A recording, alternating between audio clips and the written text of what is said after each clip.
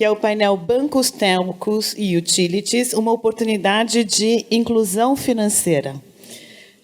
Para moderar esse painel, eu convido Melissa Penteado, que é shareholder e fundadora da Bancoin. Eu convido também o Daniel Orlean, que é fundador e co-CEO da Conta Volts.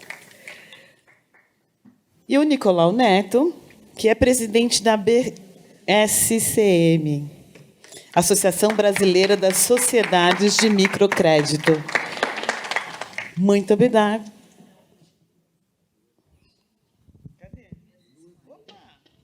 Desculpa, gente, faltou um aqui. Elias Sfar, que é presidente executivo da ANBC, Associação Nacional dos Birôs de Crédito.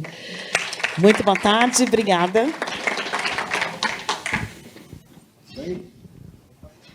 Vamos ver se a gente mantém esse pique, né, do cafezinho, né, essa energia com esse boost. Boa tarde a todos, espero que aí todos estejam curtindo o evento e agradeço aqui aos painelistas também por participar. A gente vai falar de um tema que é a inclusão financeira, mas que acaba sendo muito romantizada. Quase que eu acho que o nosso painel vai ser uma epopeia, né? Muito romântica. É um tema que todo mundo quer fazer, não sabe como, tem uma série de desafios. Sabemos e acompanhamos pelo noticiário também essa questão toda, o que a pandemia trouxe, né? Antes da pandemia, né? Antes da crise da Covid-19, a gente já falava muito do enorme número de desbancarizados no país. A ProScore tem um levantamento também muito interessante, que em agosto de 2019 éramos aproximadamente 43 milhões de brasileiros sem acesso a produtos financeiros, sem acesso à conta corrente. E a pandemia trouxe luz a tudo isso, né? Principalmente no tocante à distribuição do auxílio emergencial. Então, a gente entendeu que era uma necessidade, um olhar mais crítico para essa população, que precisava ali de medidas econômicas efetivas, até para ter uma manutenção e uma sustentação durante esse processo. Então, eu inicio esse painel fazendo essa pequena contextualização. Claramente, a gente vai falar aqui de um quase multiverso, né? A gente vai trazer um universo multifacetado aqui com diferentes backgrounds desses executivos que me acompanham do mercado. A gente vai falar um pouquinho sobre experiência de dados, sobre microcrédito e efetivamente como utilities e todo esse ecossistema se transita, né? Se conecta de alguma forma. Então, eu vou começar me apresentando.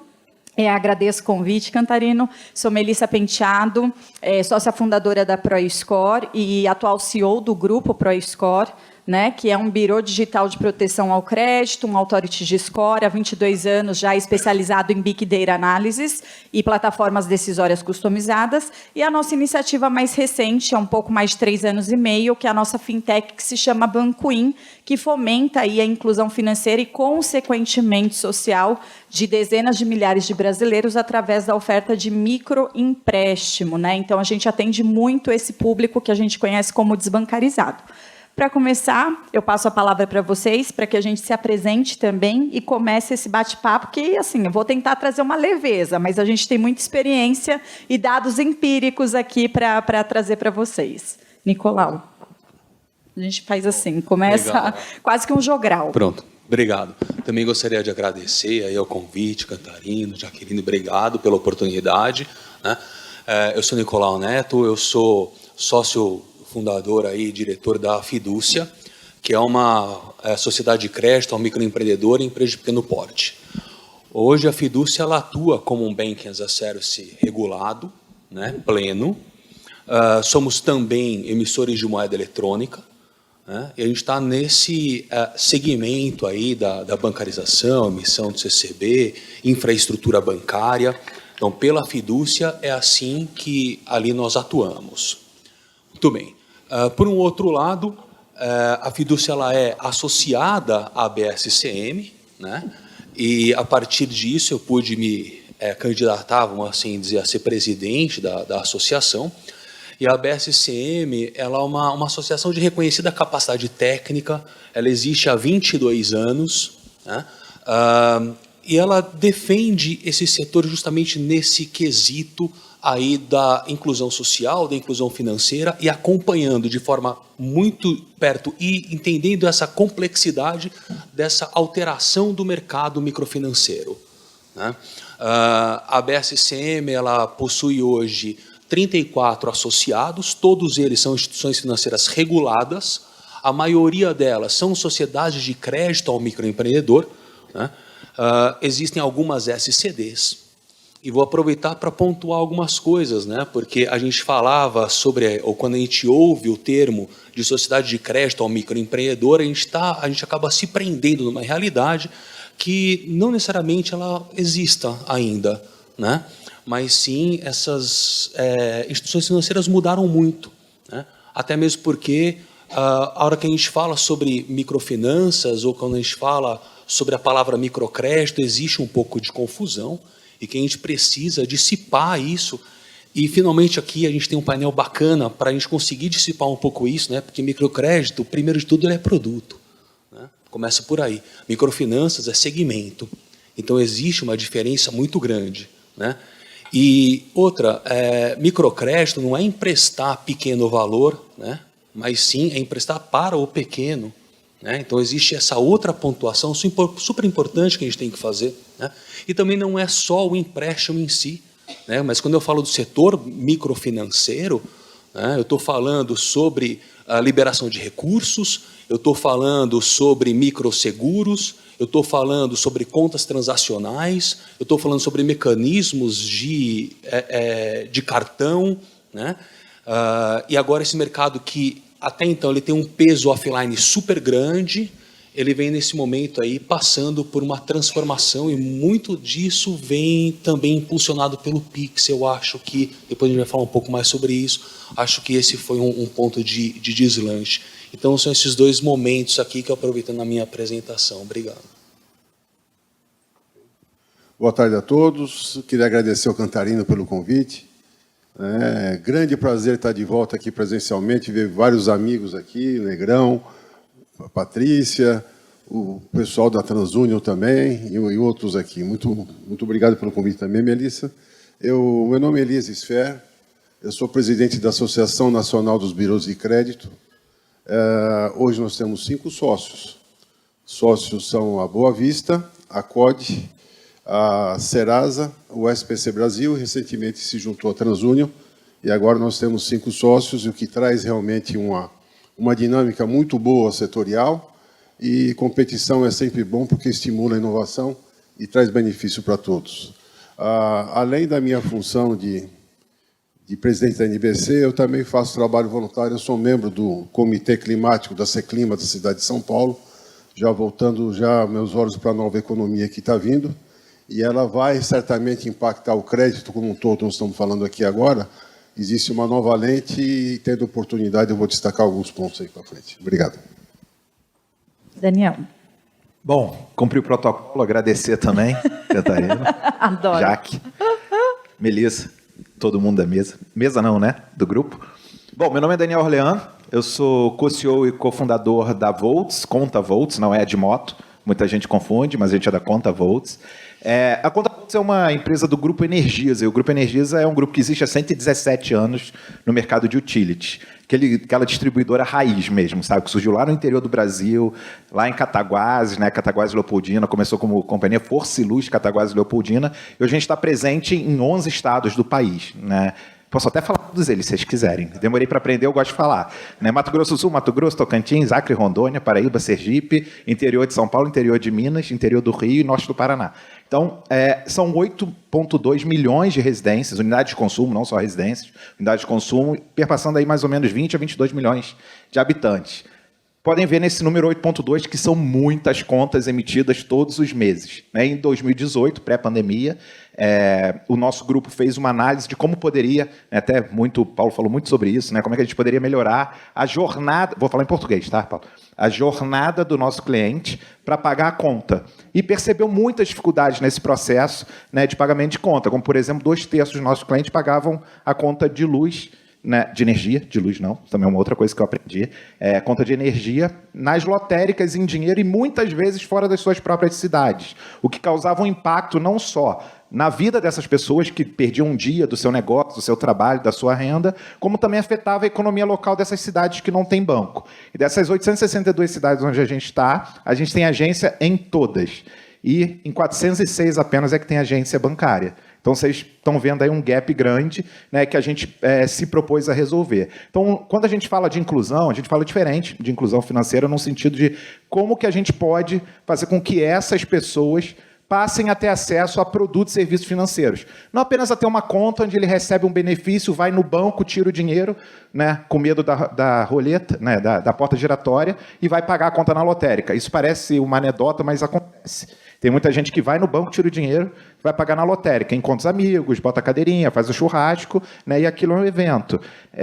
Não é brincadeira. Eu aprendi muito sobre como funciona no país, né, nesse país enorme que a gente tem, continental que a gente tem, as diferenças culturais para fazer isso. Então, lá atrás, em 2018, a conta Volts era, como o próprio nome diz, uma conta digital.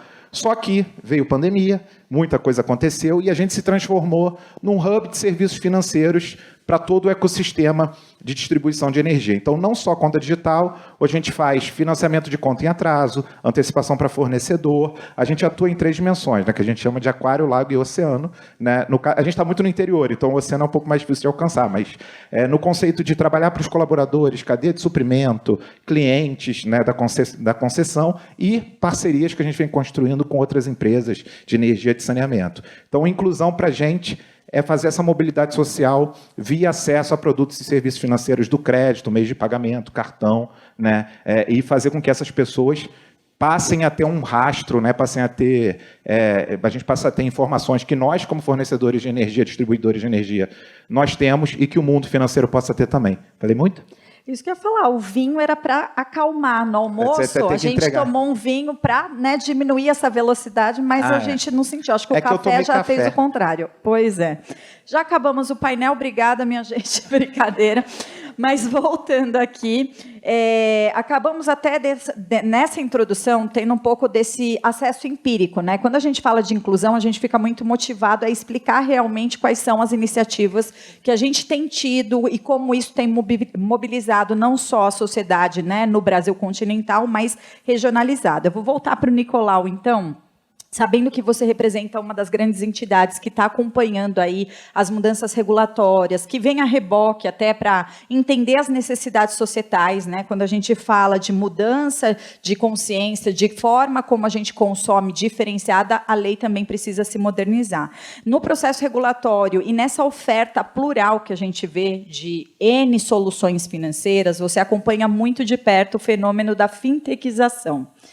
E eu queria que você trouxesse um pouquinho, a gente viu aqui um dos exemplos dessa aplicabilidade, né, raiz, como diz o Daniel, mas eu queria ouvir de você, né, entendendo um pouco mais dos seus associados, tendo até você mesma a sua própria instituição, como que isso, de fato, tem impactado na inclusão social e aí através da inclusão financeira, da oferta desses produtos. Legal. Então, assim, o interessante é que, à frente da BSM, a gente consegue observar ali instituições bastante heterogêneas, né?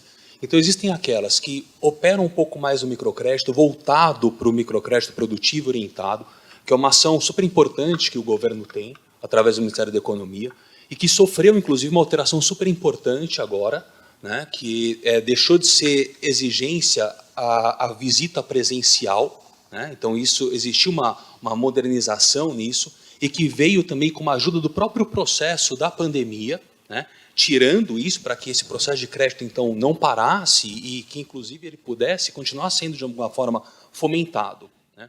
Existe ainda aquelas outras instituições que a gente consegue observar, assim como a própria fidúcia, que ela atua um pouco de forma um pouco mais voltada para aquele empreendedor ou para aquele negócio já um pouco melhor estruturado. Então, existem essas duas vertentes. Quando a gente olha para esse processo da importância dessas instituições dentro do setor de microfinanças que promovem o processo de inclusão social, O que a gente percebe aí, então, é que o evento da fintechização, como você mencionou, ele veio de forma super importante, né? Primeiro, porque essas instituições acabam promovendo uma democratização do crédito, né? Ajuda, quanto maior o número de players que concede crédito, melhor é, mais amplitude nessa concessão a gente consegue observar. E o Banco Central veio de uma forma muito interessante atuando nisso tudo, a hora que a gente olha para o evento regulatório, né? Que é justamente legalizando essas iniciativas que existiam, né? Então, se as SCMs, vamos assim dizer, elas emplacaram, tiveram dificuldade para emplacar, vamos assim dizer, porque a gente está falando de 34 instituições do país inteiro, né? A gente olha para uma medida de SCD e percebe que foi uma medida importante e que atua de forma muito similar às SCMs. As CEPs, vamos combinar que não emplacaram muito bem, né? Então, a gente tem, a partir daí, um veículo transformador super importante, né? Então, isso a gente tem que chamar a atenção. Para vocês terem uma base, hoje eu não sei precisar quantas SCDs tem aprovadas, mas eu sei quantas tem na fila. São 300 na fila. Você já imaginou o que vem por aí? São 300 SCDs com pedido de aprovação no Banco Central até semana retrasada, né? Bem, então, nisso tudo, além da gente ter a própria instituição promovendo essa disseminação do crédito, porque a inclusão social não se faz sem inclusão bancária, né? Diga-se de passagem, né? Muito bem. A gente ainda tem boa parte dessas instituições que atuam como a minha, como a Fidúcia, por exemplo, que é um Bank as a Service, e que no guarda-chuva dela tem mais uns outros tantos, né? Para você ter uma ideia. Na Fidúcia a gente tem 10 bancos digitais plugados na nossa infraestrutura bancária e 200 empresas que fazem bancarização conosco. Agora, percebe o poder multiplicador disso, né? Então, eu estou falando de uma quantidade enorme de instituição financeira, de um lado, vindo aí, né? Atuando nesse setor de microfinanças, e depois um processo de Bank as a Service super bem estruturado. E o que a gente olha aqui, e a gente viu isso o dia inteiro, foi, olha a quantidade de gente se interessando nesse segmento. Que a gente costumava falar, a gente que é mais velho, costumava falar assim, os grandes bancos não olham para esse público, né? É um público que não tem muito interesse, é os desbancarizados, né? Ou são os desbancarizados, entre aspas, né? Porque o Brasil tem uma quantidade muito grande de pessoa com conta, né? Vamos combinar, vamos lembrar que a Caixa Econômica Federal tem agência em navio, lá no norte do país. Então, o fato não é esse. O fato é o cara que não usa essa conta. Ou como o Daniel mencionou, o cara vai no banco, ele tem a conta para saque, recebeu o benefício, sacou, ele vai pagar em dinheiro e assim por diante, né? Ou a dificuldade que se tem para manipular, né, ou sacar ou depositar dinheiro em alguns lugares do país. Então, esse processo que a gente observa hoje, né, finalizando aí a minha ideia, esse processo que a gente observa hoje, que é justamente essa democratização, vem dentro dos Ds lá do Banco Central que o Campos Neto proporcionou, né? Que é a democratização, a digitalização, por exemplo, né? Que vem a reboque disso. Depois a gente vai ter um outro problema que vem aí, né? Que é como é que indivíduos, classes menos abastadas, se comportam frente à digitalização. A gente viu uma boa parte disso hoje aqui, a gente vai discutir um pouco mais para frente ainda essa outra situação, né? Mas que a gente hoje tem um movimento de democratização de crédito, isso a gente tem, que é super importante para o processo de inclusão social. Né? A própria forma de se pagar o auxílio emergencial através de uma conta lá do PicPay é uma coisa bastante interessante, dependendo se teve algum interesse no PicPay ou não, mas foi uma medida super interessante, né? Legal? Acho que é um pouco isso, né? E pegando o seu gancho, a gente falou do fenômeno da fintechização, e é engraçado porque a gente associa bancarização, e hoje não precisa mais de um banco efetivamente para você trazer esse processo, né, que progride aí quase que gradativamente, com grandes esforços. A gente viu aqui ao longo dos painéis anteriores várias outras medidas que demonstram isso. E aí eu volto aqui para você, Daniel, porque a vida com crédito ela é muito mais fácil, essa é a verdade, né? E sabendo que crédito é acreditar, né, um ato de confiança, e aí usando até desmistificando o paradigma da palavra bancarização, todo mundo acaba tendo uma conta de consumo, uma conta de energia, uma conta de saneamento e serviço essencial, né? Hoje a gente sabe que tem uma série de startups se posicionando, você entra aí em conjunto com um grande grupo de 117 anos de consolidação de mercado, e eu queria ouvir de vocês, como que vocês estão se posicionando para fazer, né? Porque hoje também é bonito falar que tem propósito, né? E quando eu falo do bonito, porque infelizmente tem muitas empresas que usam essa rotulação para só se posicionar na mídia, mas não fazer na prática, infelizmente. E aí eu queria entender como que você caminha nesses dois universos, dos parceiros e do B2C, lá na ponta. Você mesmo comentou que muitos deles pegavam o dinheiro para pagar a conta em outro município, a gente vai falar mais à frente, mas eu queria entender esse posicionamento de vocês. Legal, legal. Acho que a primeira coisa, né, é reconhecer o mérito das entidades reguladoras e também das grandes bancas de advogados, que ajudaram muito nisso, né, da gente poder contar, a gente não precisar ser banco para poder oferecer serviços financeiros. Então, hoje, a gente tem uma rede de parceiros, então, da mesma maneira, né, como existe Fidúcia, né, a gente trabalha hoje com o Bank as a Service, né, que a gente utiliza o core bancário e as licenças, contratando os serviços, e na frente de crédito, a gente usa crédito as a Service também, né, com outro parceiro que gera, quando a gente precisa fazer uma operação de crédito, e hoje a grande maioria das nossas operações de crédito são, de fato, garantir que um determinado consumidor ou cliente, né, consumidor da distribuidora, cliente da Volts, não tem a sua energia cortada porque não conseguiu honrar com os pagamentos e, como a Energisa não é uma entidade financeira, não é uma instituição financeira, ela não tem muita flexibilidade para fazer esse financiamento. Então, a gente bancariza usando um parceiro e pode fazer esse tipo de oferta. Quando a gente fala de propósito, né, a gente defende muito, e aí não é só discurso, né, muito, a gente vê isso acontecendo no dia a dia, essa questão da inclusão, primeiro energética, depois digital e depois financeira. Então, até a gente tem um case muito interessante, né, que é lá em Vila Restauração, no interior do Acre, fronteira lá com o Peru, né, onde era uma cidade fora do grid de energia, que a gente instalou painéis solares, com a parceria com uma empresa de telecom, conseguiu colocar conexão, e essas pessoas que não tinham acesso, precisavam pegar 9, 10 horas de barco para tirar dinheiro, hoje podem usar uma conta digital para pagar sua conta de energia. Né? Isso é um exemplo só, mas assim, se a gente olhar o Brasil, né, 2 a cada 5 cidades não tem agência bancária. Apesar da gente ter agência no barco, né, no norte, a gente tem, por exemplo, pessoal em Sapezal que precisa pegar um fretado para ir para uma cidade vizinha, ou ir de carona, ou de bicicleta, para poder pagar a sua conta. Imagina se é uma autônoma, um autônomo, que está perdendo ali um dia de trabalho para fazer isso. Então, quando a gente começou, a gente olhava muito para essa questão de como é que a gente impacta diretamente na vida dessas pessoas, que a gente aqui nas grandes cidades nunca vivenciou. Quando eu brinquei no início, né, eu aprendi muita coisa que, de fato, eu aprendi quando a gente vai viver, vai observar em loco a vida dessas pessoas, que a gente percebe que o Brasil ele é extremamente desigual nesse sentido. Não estou nem falando de desigualdade financeira, estou falando de desigualdade de acesso. De infraestrutura. De infraestrutura, né? E ainda tem um caminho muito longo a ser feito. Alguém aqui já pagou conta de consumo fora da sua própria cidade? Alguém, pelo menos? Olá, temos. Não é? Uai. É do Bradesco. Do Bradesco? É porque não tinha Bradesco, você foi na outra cidade para pagar no Bradesco. Mas... Foi antes de entrar no Bradesco. Okay. Foi antes, não. Mas é isso, porque a gente não consegue... É difícil até ter empatia quando... É mais alteridade do que empatia, né? Porque a gente não vive isso, a gente não sabe como essa questão afeta. E aí você avança um pouco para meios de pagamento. Como é que numa pandemia essas pessoas vão fazer compras online se elas não têm um cartão de crédito? E aí a gente lança um cartão que a gente brinca que é o de crédito, né?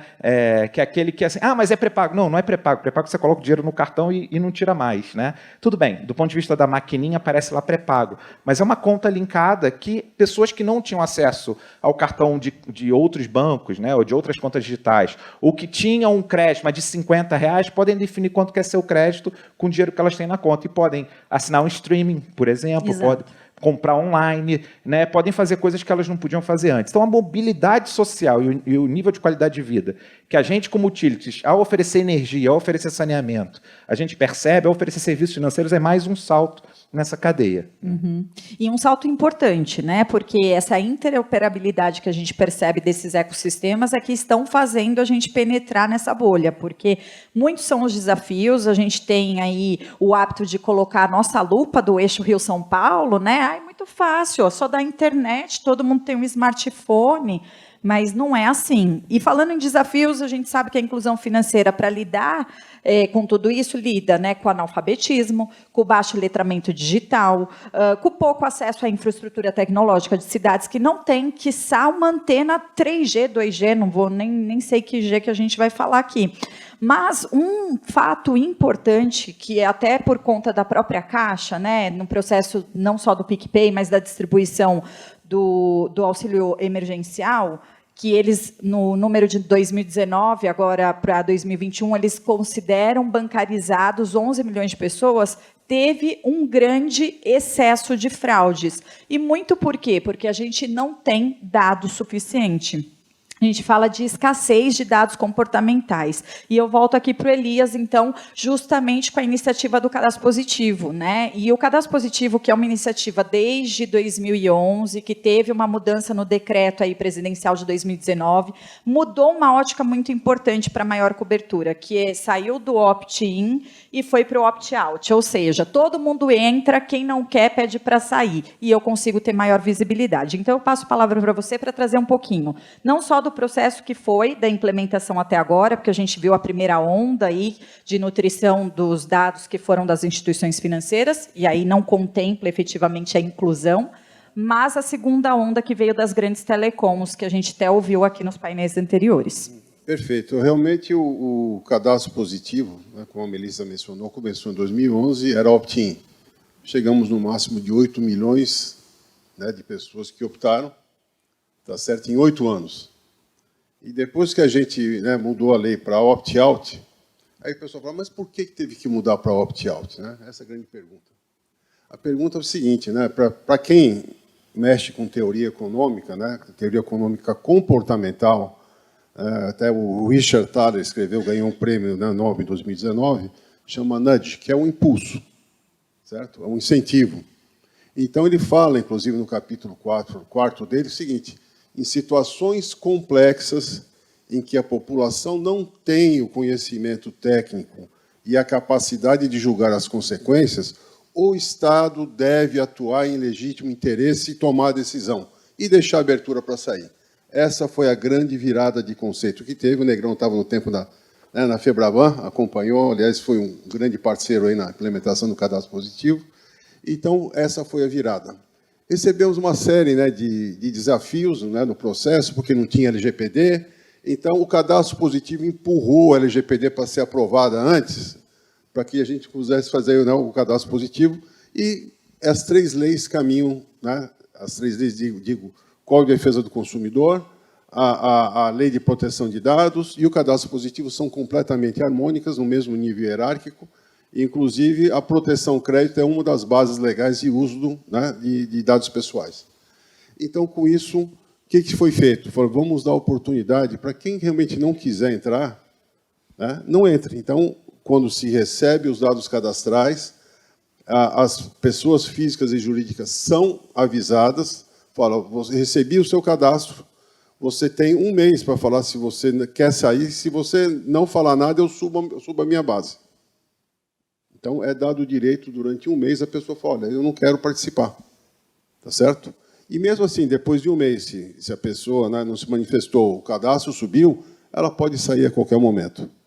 Em qualquer um dos 4, agora 5 birôs, né, a pessoa pode entrar e sair. Então, o cadastro positivo teve esses desafios. O sistema bancário já estava bem avançado. Nós temos hoje 175 instituições financeiras mandando informações. Tá certo? O grande desafio foi, quando escrevemos o cadastro positivo, praticamente a NBC foi chamada, eu tive junto com o Ministério da Economia e o Banco Central, e falei, olha, eu atuei em 14 países em birô de crédito, eu era presidente da Equifax, tá certo? A nível internacional, e, né, cuidava de 14 geografias na parte de planejamento estratégico, além do Brasil. Eu falei, olha, do que eu melhor vi na minha experiência internacional é o seguinte, né? Se você trouxer só instituições financeiras, você não vai conseguir fazer a inclusão, né? A inclusão financeira. Ele falou, que setores tem que colocar? Eu falei, olha, sem dúvida, telecomunicações, as utilidades e assemelhados. Né? Aí me falaram, puxa, mas a qualidade dos dados, não sei. Eu falei, olha, a qualidade dos dados é um problema meu com os birôs de crédito. Eu acho que essa é uma política pública que deve ser feita para que você proporcione, né, a visibilidade a crédito às pessoas que não têm conta bancária. E assim foi, o Banco Central entrou, né, e o Ministério da Economia também entrou nessa iniciativa, tocaram, eles foram os grandes, né, impulsionadores dessa nova ótica, foi aprovado, e a gente seguiu com as telcos. 7 telcos entraram, né, e aí, né, fizemos a inclusão de... foi anunciado há um mês atrás, 11, já estamos em 12,2. Exato. Tá, quero dar para vocês em primeira mão, 12,2, um resultado fantástico, a penetração do cadastro positivo hoje é 62% da população, a média, São Paulo tem mais, região norte e nordeste é mais baixo, em compensação as telcos, nesses 12 milhões, subiram a média, região norte e nordeste, trazendo um equilíbrio, uma equidade entre os outros estados, em que o pessoal não é bancarizado, não tem conta, mas tem um telefone celular, e a partir desse momento eles começaram a ter visibilidade para crédito. Tá? E então, o que a gente espera das próximas fases, então? Olha só, né? Nós temos aí o cadastro positivo, temos 132 milhões já de cadastros, pessoas físicas e jurídicas. Posso dizer para vocês que 95% é físico, 5% é jurídico aproximadamente. As telcos mandaram 100 milhões de registros. As companhias de energia elétrica, tá? As concessionárias de energia elétrica, a primeira iniciou, tá certo? Estão ainda patinando um pouquinho, tá certo? Esperamos 85 milhões de registros em cima deles. Nós temos saneamento, né? Esperando cerca de 48 milhões. Temos o setor de gás, cerca de 4 milhões mais de pessoas. E eu fiz um contraste. Falei, deixa eu pegar a primeira base que eu recebo de energia elétrica. Você convergiu as bases? Não, convergi as bases, mas eu peguei a primeira base de energia elétrica e falei, deixa eu bater contra a base da instituição financeira. Uhum. Vocês não imaginam, 23% da base não era vista. Uhum. Tá certo? Então, esse é um número. A gente espera que, com a entrada, inclusive, né, das saneamento, porque geralmente na casa a pessoa, um tem a conta, né, de luz, outro tem a conta de água, ou de energia, né? Exato. Certo? Porque precisava atestar de residência, não é isso que, né, a pessoa tem. E com isso o pessoal falou, mas vai ser a mesma coisa. Eu falei, não, não vai. Além de não ser a mesma coisa, essas informações trazem informações a mais do perfil do consumidor e o comportamento, de modo que eu reforço, né, tenho uma rigidez melhor nas minhas ferramentas de avaliação, e o potencial de redução de inadimplência do cadastro positivo a nível do Banco Mundial, o estudo deles, é de cerca de 42%. 42% de redução em inadimplência, que resulta em cerca de 35% do spread bancário, olha o impacto que tem. Aí a gente vê a diferença, né, da relação crédito-PIB do Brasil, que é da ordem de 50 e poucos por cento, e os Estados Unidos é 150%, é uma vez e meio PIB. Então, nós temos um espaço de crédito muito grande, né, para poder avançar, e os birôs entendem também que essa é uma função muito importante de fazer essa inclusão, inclusive sob a ótica de SG. Tá? Esse é o social do SG. Tá certo? E até o pessoal fala aqui, brincando, de que a economia dos stakeholders, não é isso? Nós temos no-holders. Sabe que são no-holders? Pessoas que não são nem stakeholders. São os excluídos. Então, como é que ficamos? Nós temos um trabalho, além do hemisfério norte, de fazer os no-holders, os excluídos, virarem stakeholders, para que daí para frente a gente inclua eles na economia e tenha uma equidade social. Hein? Uhum.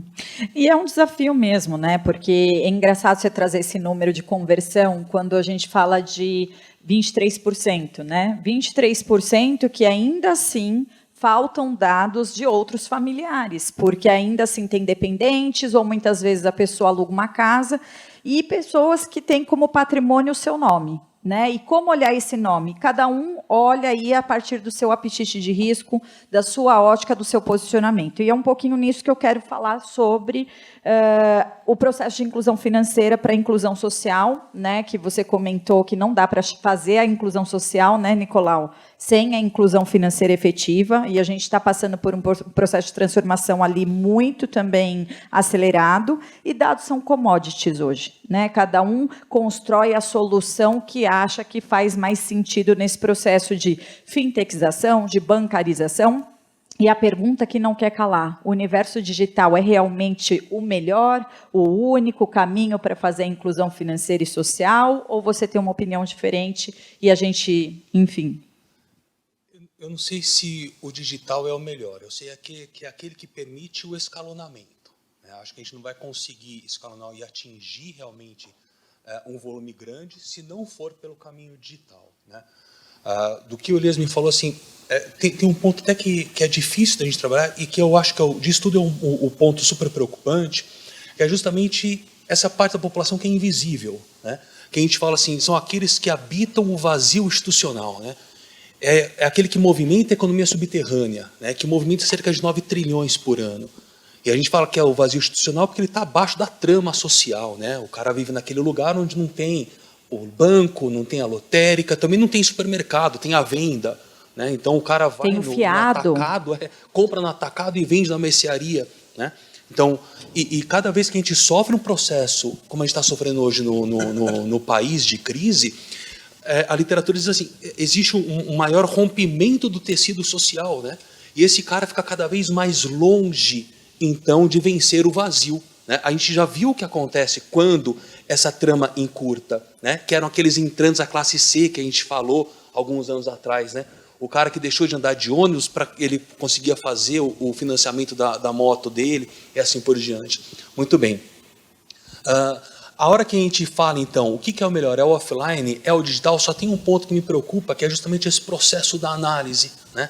Então, assim, como que se faz uma análise de crédito, seja para qualquer produto que seja, até mesmo para o processo de abertura de conta, a concessão do crédito em si, no indivíduo que tem problemas de fornecer documentação. Né? Então, a gente tenta olhar algumas iniciativas nesse ponto.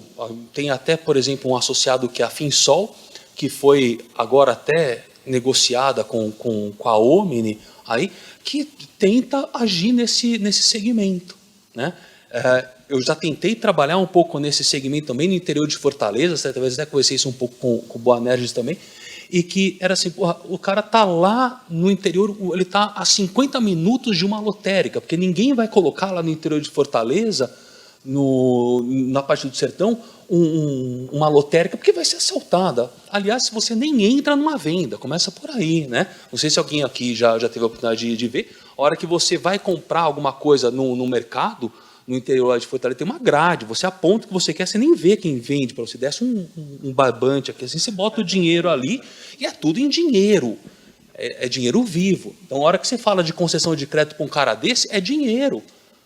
O dinheiro na mão dele, você passa a pegar em dinheiro. Então, é uma loucura esse processo todo. Então, eu acho que o único ponto aí que eu acho que a gente deve pensar, e na parte de Biru, é o que analisar desse cara, como analisar, e o que vem de subjetivo nisso tudo. Uhum. Essa que é a minha preocupação quando a gente fala em escalonamento para isso. E porque também muita parte dessa população não tem, quiçá, documentação, né? A gente fala de biometria facial, de análise de documentoscopia, mas a pessoa, além do baixo letramento, não consegue nem contemplar isso no universo digital, quiçá ser analisado por esse prisma. Eu já concedi uma vez o crédito, baixo valor, o único documento que o cara tinha era uma carteira de trabalho de sei lá quando, que estava se desfacelando, o resto não tinha documento. É verdade. O que acontece é o seguinte, né? Dado não é verdade, modelo não é realidade, mas é o melhor que a gente tem. É isso aí. Certo? Não é verdade?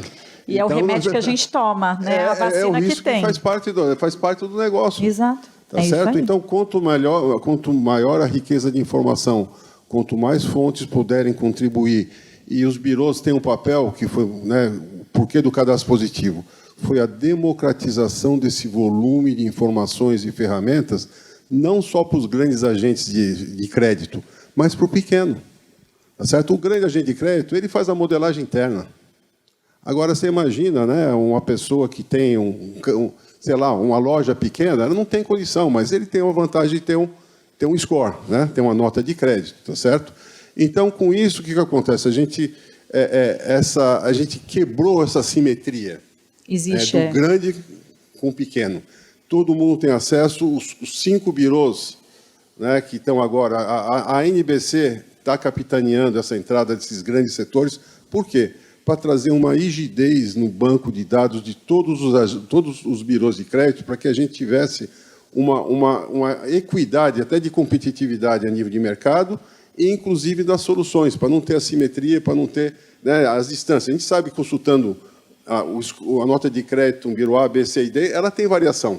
Quanto menor ela for, quanto mais como é que se diz assim, mais baseada numa base, né, em um volume de dados comum, a gente tem uma convergência, a gente diminui, né, essa assimetria, inclusive, de avaliação.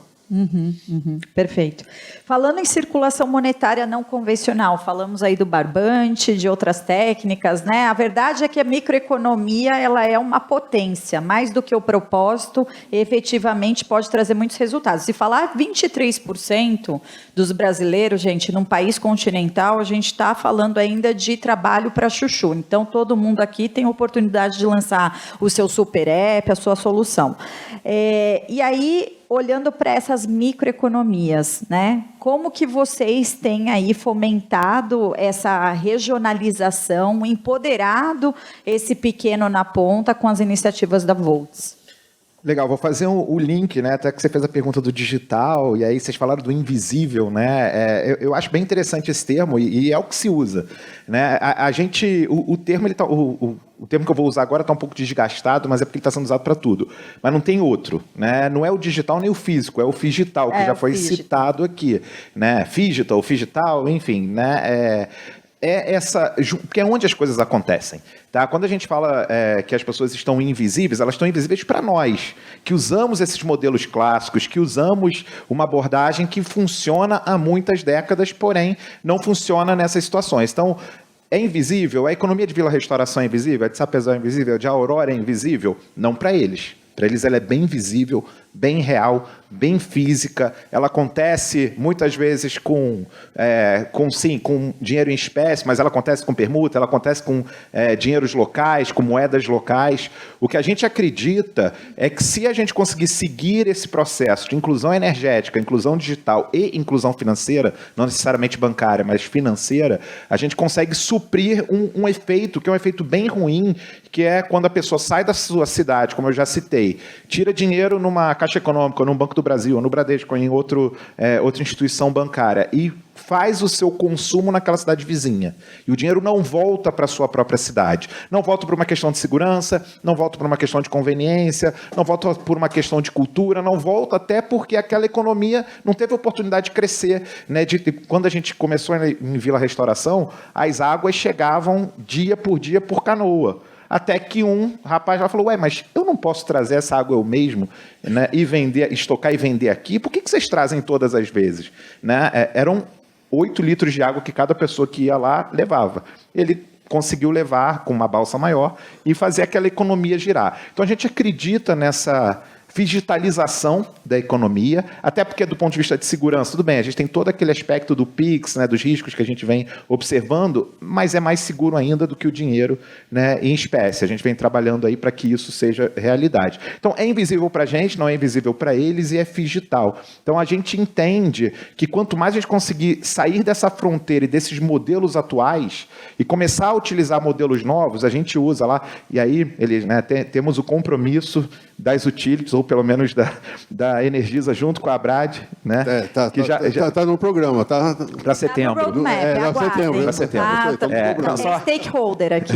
Não, mas de fato, né? Era para ser antes da pandemia, veio a pandemia, era para ser depois da pandemia, veio a crise hídrica. Esperamos que nada aconteça, né? E que a gente possa seguir vem a eleição, nessa inclusão. Vocês tiveram uma crise regulatória também, vocês tiveram que mudar todo o seu sistema de billing. Não, Com isso parou tudo ali. Falei, mas o Brasil está acostumado com isso. Quando não tiver isso, né, é que a coisa está errada. Mas, enfim, a gente tem esse compromisso, né, para tornar essas pessoas mais visíveis no modelo anterior, mas a gente lá dentro, quando a gente faz o projeto Adimplência, né, que é o de renegociação de dívida, a gente usa dados próprios, a gente usa histórico de pagamento de energia. A gente brinca que a gente é o nosso próprio comprovante de residência, né? Não tem fazer o quê? Se eu não acreditar no meu comprovante de residência, eu vou acreditar no de quem? Então, um dos grandes objetivos de... Eu estou acabando, tá, Melissa? Fica tranquilo. Eu estou coordenando aqui o horário. Mas é que o Elias puxou o negócio. Está ótimo. Né? Mas a gente acredita que essa virtualização, digitalização, que a gente já está lá, a gente tem leiturista indo nessas cidades, a gente tem agências funcionando nessas cidades, mesmo que seja agência dentro de uma farmácia, tem uma pessoa lá, né, atendendo aquela pessoa que quer tirar uma segunda via e tal. Essa oportunidade de não fazer o dinheiro ficar na cidade vizinha. É o dinheiro circular, porque aí você cria a venda, né, você cria o serviço, você cria o emprego, e as cidades crescem como um todo. Né? Só para comentar, Elias animou. A gente trabalha com vários setores, né? E a gente percebeu realmente que o pessoal da energia tem um compromisso bastante de trazer o social para o pessoal que realmente a comunidade que eles operam e inclusive aos clientes. Realmente foi uma das chamadas que realmente acabou atraindo o setor de energia a se engajar junto com a gente no cadastro positivo. Só fazer isso. Não vamos criticar muito, assim, o cronograma está andando, né? O problema é que a gente não tem tempo. Não, mas acho que tem, como a gente falou, né? Tem espaço para tudo. O objetivo é entender esse processo se tornando cada vez mais maduro. E para encerrar aqui o painel, existem, enfim, uma série ainda de lacunas a serem exploradas. Acho que o mais importante, a mensagem para a gente deixar é que o nosso grande objetivo que comunica entre todos esses ecossistemas é fomentar a economia brasileira e levar o Brasil para um novo patamar. Obrigada, viu, gente? Show!